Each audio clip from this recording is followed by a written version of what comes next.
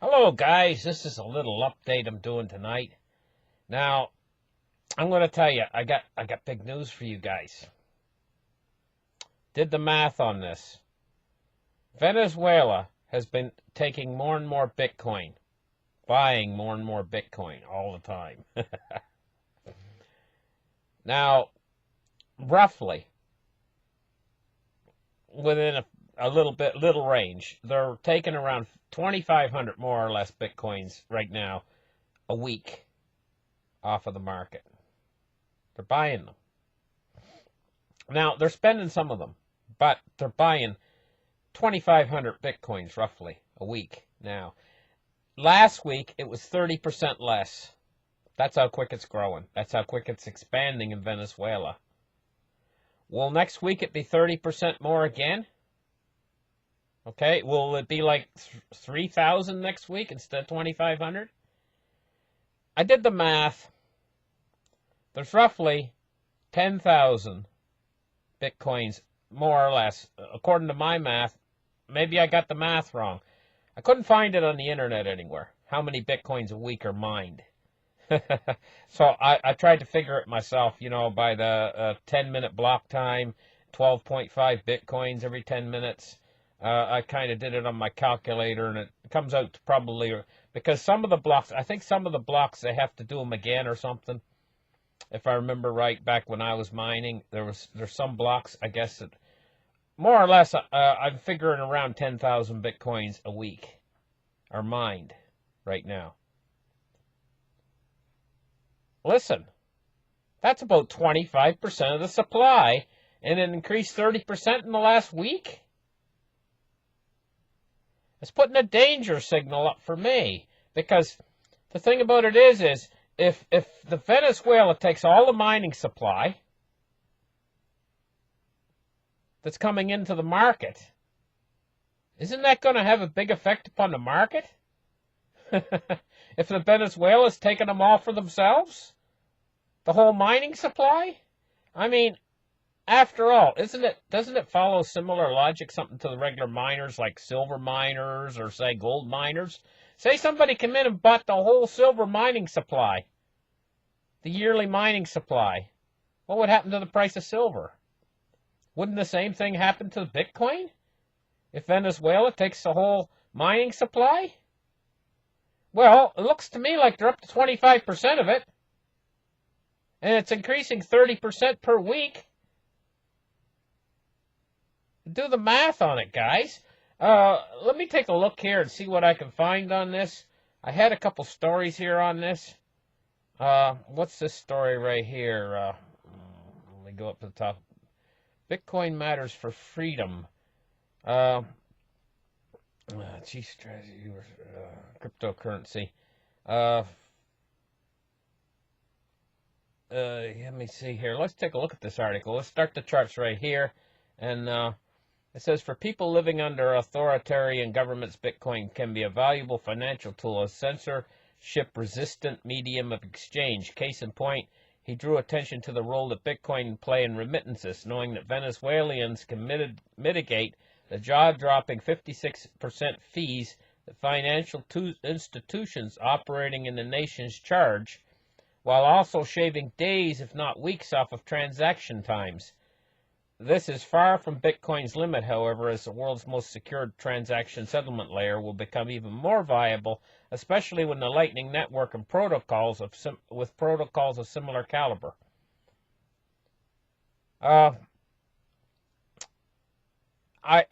This is astounding to me. The fact I didn't know Venezuela was taking that many Bitcoins. I found out tonight, and I was like, wow. As soon as I found out the number, 2,500 a week, I said, well, how many Bitcoins are they mining out of the network? That was the first thing that went through my head. I got to find out. And I got right on the internet and tried to find out. To me, it's just astounding, because it's just starting. It's just starting in Venezuela. And it looks to me like the Venezuelan they made a currency called the Petro, which was a cryptocurrency, failed miserably. Is this a sign of what's going to happen when all of the other governments start to have troubles and they make their own cryptocurrency to try to combat Bitcoin? What happens in Venezuela? Now Bitcoin's taken over the country. Is that what's going to happen in country after country as this crisis escalates? Is Bitcoin going to take over? We got some interesting things happening right now. We got a lot of interesting questions that need to be answered.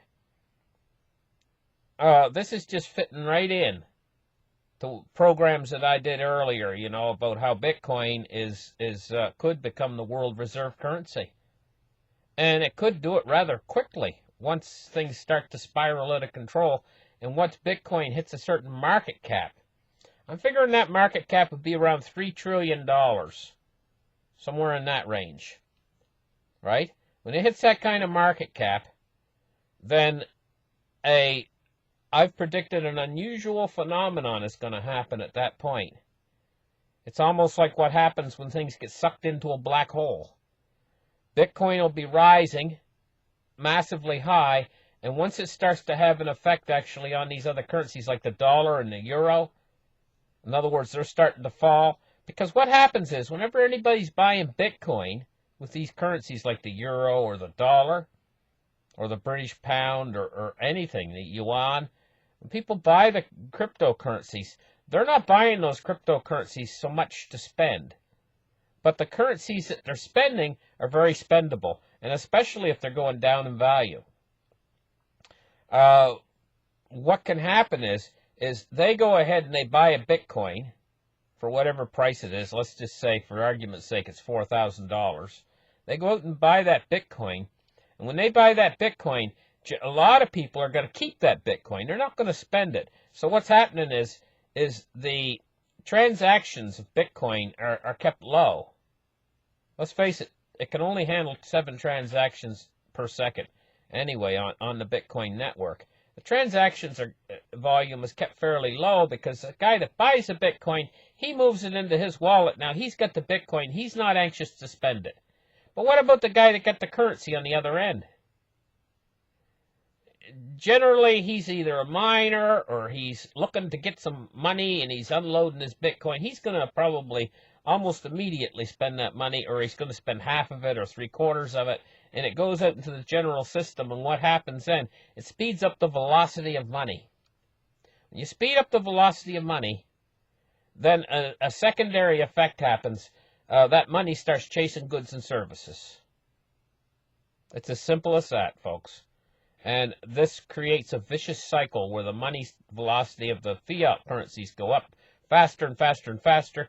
Of course, the economy starts to pick up when that happens because people are spending money. But at the same time, the money starts to lose value, and then people start to look at Bitcoin and they say, you know what? Bitcoin's just surpassed $3 trillion market cap, and our dollar is losing value daily at that point. Inflation rates through the roof, and they're thinking to themselves, I better hop on the Bitcoin train with whatever dollars I got left. And this creates this black hole effect where Bitcoin zooms upwards and the dollar goes down in the opposite direction. That creates more panic to get into the cryptocurrencies. And sure, one Bitcoin could absorb all the world's wealth because you can extend the decimal point out into infinity and more Satachis, And the thing is we don't have one Bitcoin. We've got 17 million of them, And each one represents 100 million Satachis, more or less, So it's very absorbent. It's almost like a sponge. It sucks up liquidity. It spits the liquidity out the other side where the liquidity chases goods and services, and it speeds up the velocity of the fiat currencies. This thing is almost like some sort of attack thing it can attack fiat at its most vulnerable spot. It's almost like it's created to attack fiat at its most vulnerable spot. Once it gets large enough, it's like a cancer. Once it gets large enough, it starts to metastasize through the entire system.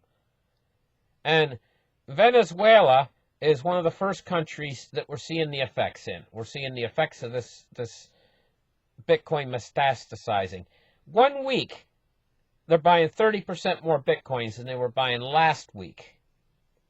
And what's happening is friends in the neighborhood are telling other friends, hey, you know what?